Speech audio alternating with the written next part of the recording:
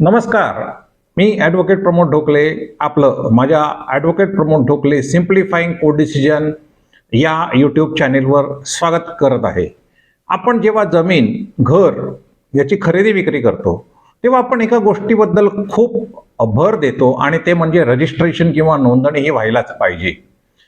आणि आपल्या मनात तर नेहमी हेच प्रश्न येतात की खरोखर अशा नोंदणी केलेल्या दस्तामुळे आपल्याला मालकी हक्क खरोखर मिळतात का, की या मालकी हक्काला पुढे जाऊन काही कोणी चॅलेंज करणार आहे का. परंतु अशा रजिस्टर्ड केलेल्या दस्तामध्ये किती ताकद आहे किंवा तो किती योग्य आहे हे आपल्याला आजच्या हेमलता विरुद्ध तुकाराम या सर्वोच्च न्यायालयाने दिलेल्या एका अतिशय महत्वाच्या निकालामुळे कळणार आहोत की या रजिस्टर्ड किंवा नोंदणी केलेल्या खरेदी करारात काय ताकद आहे. या केसची तथ्य आपण समजून घेऊया. ही गोष्ट सुरू होते 1971 मध्ये. तुकाराम नावाच्या व्यक्तीने आपले घर हेमलता यांना 10,000 रुपयात विकले आणि त्याचा रितसर नोंदणीकृत विक्री खतही केला. विक्रीतून मिळालेल्या पैशाचा वापर करून तुकारामने त्याचं जुनं कर्जही फेडून टाकलं. गंमत म्हणजे त्याच दिवशी त्याने एक नोंदणीकृत भाडे करार देखील केला, ज्यानुसार तुकाराम त्याच हेमलता यांच्या घरामध्ये भाडेकरू म्हणून राहू लागला.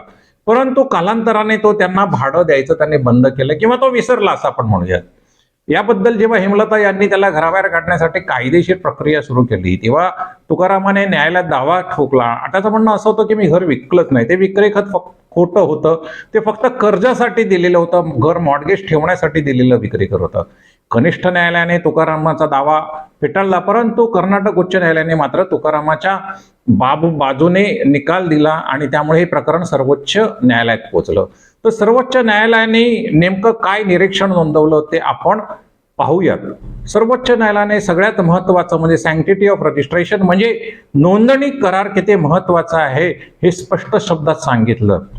ते म्हणाले की नोंदणी केवळ कागदपत्रांवर शिक्का मारण्याची प्रक्रिया नाही. नोंदणी केल्यामुळे त्या दस्तऐवजाच्या वैधतेबद्दल एक मजबूत गृहीतक तयार होतं, प्रिझम्पशन ऑफ व्हॅलिडिटी निर्माण होते. दुसरा मुद्दा, पुरावा कोणाला द्यावा लागतो. जर एखादी व्यक्ती म्हणत असेल की नोंदणीकृत दस्तऐवज खोटा किंवा शॅम आहे तर ते सिद्ध करण्याची संपूर्ण जबाबदारी त्या व्यक्तीवर असते. केवळ संशय व्यक्त करून चालत नाही, तर अत्यंत ठोस पुरावे देखील द्यावे लागतात. तिसरा मुद्दा, तोंडी पुरावा विरुद्ध लेखी दस्तऐवज.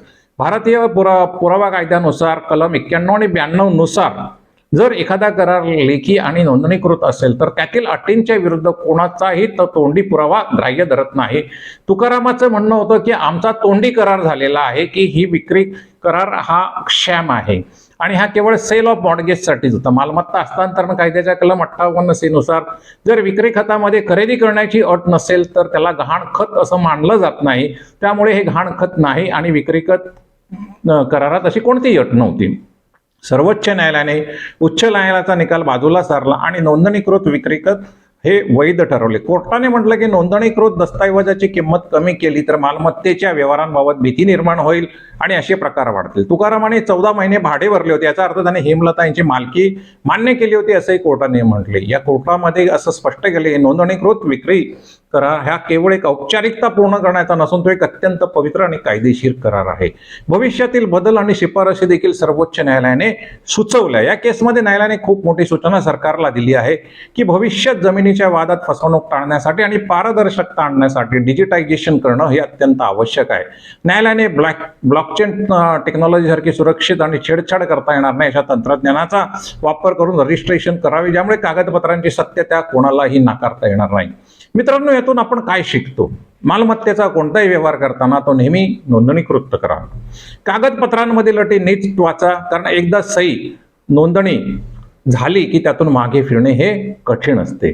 दोन्ही नोंदणीकृत दस्तऐवज हा तुमचा सर्वात मोठा कायदेशीर ढाल आहे, ज्याचा अजून कोणीही नाकारू शकत नाही. आता हे एवढं सगळं ऐकल्यानंतर तुम्हाला हा भाग कसा वाटला हे तुम्ही सांगा. तुमच्याकडे मालमत्तेच्या नोंदणीबाबत जर काही प्रश्न असतील तर कॉमेंट बॉक्समध्ये नक्की विचारा.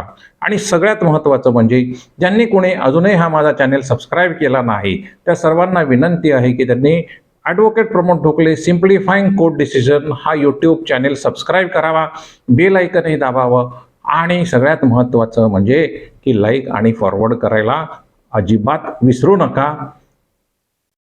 हा चॅनेल पुन्हा पुन्हा पाहत राहा, कारण ह्या चॅनेलवर आपल्या दैनंदिन जीवनातील जे कायदेविषयक प्रश्न असतात त्याच्या संबंधीचे जे महत्त्वाचे सर्वोच्च न्यायालयाचे आणि उच्च न्यायालयाचे निकाल असतात त्याचा उहापोह केलेला असतो, चर्चा केलेली असते. त्यातून आपल्याला आपल्या प्रकरणांमध्ये काही एक दिशा मिळावी हा या चॅनेलचा हेतू आहे. तर मित्रांनो, आशा आहे की तुम्हाला ह्या केसमधील गोष्टी कळल्या असतील. या केसचे जे डिटेल्स आहेत ते तुम्हाला डिस्क्रिप्शन बॉक्समध्ये मी दिलेले आहेत, तेव्हा डिस्क्रिप्शन बॉक्समधून या केसचे तथ्य तुम्ही बघू शकता किंवा केसचा निर्णय काय सर्वोच्च न्यायालयाने दिला तोही बघू शकता, आपल्या वकिलांना दाखवू शकता आणि योग्य तो निर्णय आपल्या वकिलांच्या मार्फत घेऊ शकता. धन्यवाद हा व्हिडिओ शेवटपर्यंत बघितल्याबद्दल. पुन्हा एकदा भेटूया अशाच एखाद्या महत्त्वाच्या केसमध्ये की ज्याचा आपल्याला दैनंदिन जीवनात फायदा होईल. धन्यवाद.